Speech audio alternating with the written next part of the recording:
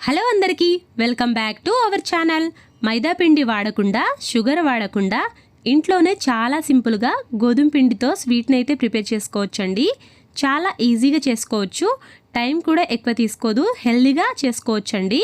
ఎక్కువగా మనం షుగర్ వాడకుండా ఇలా బెల్లంతో ప్రిపేర్ చేసుకుంటే పిల్లలు కూడా హెల్దీగా తింటారు. దీన్ని ఎలా చేసుకోవాలో ఇవాల్టి వీడియోలో చూద్దాం. చాలా బాగుంటుంది. రెసిపీ అయితే ఈజీగా ప్రిపేర్ చేసుకోవచ్చు, ఇంట్లో ఉన్న వాటితోటే సింపుల్గా చేసుకోవచ్చండి. ఇది ఎలా చేసుకోవాలంటే ముందుగా ఒక బౌల్ తీసుకోవాలి. ఆ బౌల్లోకి 1.5 కప్పు దాకా గోధుమ పిండిని అయితే వేసుకోవాలి. మీ దగ్గర మైదా పిండి ఉంటే మైదా పిండి కూడా వాడొచ్చండి. కాకుంటే హెల్దీగా కావాలంటే గోధుమ పిండి యూజ్ చేసుకోవాలి. ఇందులోకి కొద్దిగా ఉప్పునైతే వేసుకోవాలి. ఇప్పుడు దీంట్లోకి వాటర్ యాడ్ చేసుకొని ఈ పిండిని అయితే మనం దోశ పిండిలాగా రెడీ చేసుకోవాలి.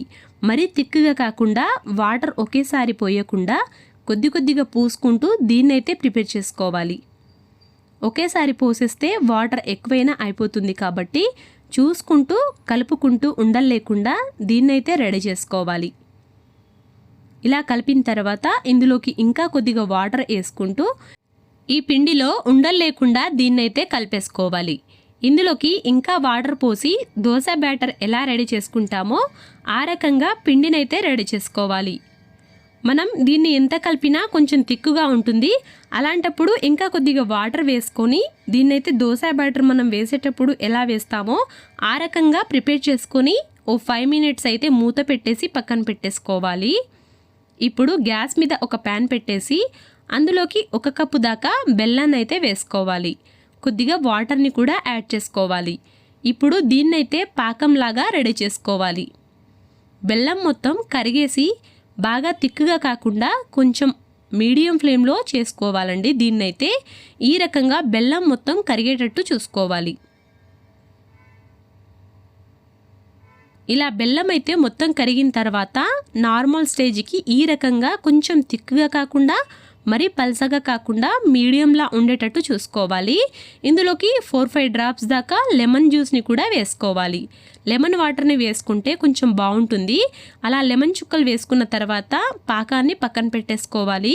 ఇప్పుడు ఒక ప్యాన్ పెట్టేసి దాంట్లోకి పల్లీలు వేసుకొని వాటినైతే వేయించుకోవాలి. ఈ రకంగా వేయించుకున్న తర్వాత దీన్ని పక్కన పెట్టేసుకొని ఇందులోకే ఆ ప్యాన్ మీదనే నువ్వులు, కొద్దిగా అవిసె గింజల్ని కూడా వేసుకోవాలండి. కొంచెం హెల్దీగా కావాలంటే ఇలా వేసుకున్న తర్వాత వీటిని కూడా ఫ్రై చేసుకోవాలి. వీటిని కూడా వేయించుకున్న తర్వాత ఈ మూడింటినైతే మిక్సీ పట్టుకోవాలి. ఇప్పుడు దీన్ని చల్లారిన తర్వాత మిక్సీ జార్లోకి వేసుకొని కొంచెం బాదం పొడిని కూడా వేసుకోవాలండి. మీ దగ్గర బాదం, జీడిపప్పు ఉంటే వాటిని కూడా వేసుకొని ఈ అన్నిటినీ మిక్సీ పట్టుకొని ఈ రకంగా పొడిలా తయారు చేసుకోవాలి. ఇలా పొడిలా తయారు చేసుకున్న తర్వాత దీన్నైతే పక్కన పెట్టేసుకొని ఇప్పుడు ఒక ప్యాన్ పెట్టేసి అందులోకి ఆయిల్ వేసుకోవాలి. ఆ ఆయిల్ హీట్ అయిన తర్వాత మనం ముందుగా రెడీ చేసుకున్న పిండినైతే దోశలాగా ఒక్కొక్కటిగా వేసుకోవాలి. మరీ తిక్కుగా కాకుండా కొంచెం పల్సగా కూడా వేసుకోవచ్చండి.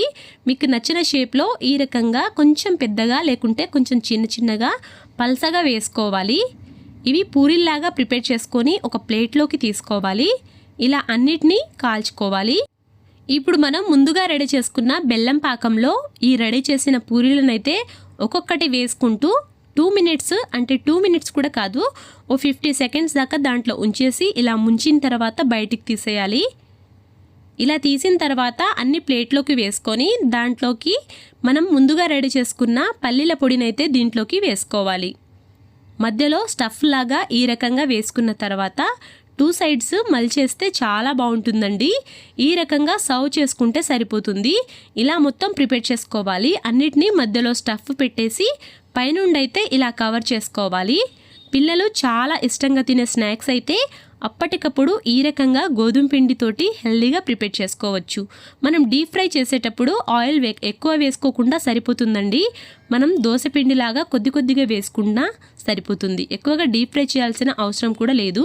ఈ రకంగా స్నాక్స్ అయితే చాలా ఈజీగా హెల్దీగా ప్రిపేర్ చేసుకోండి. నా వీడియో నచ్చితే మాత్రం సబ్స్క్రైబ్ చేయడం మర్చిపోకండి. లైక్ చేయండి, షేర్ చేయండి, కామెంట్ చేయండి. Thanks for watching.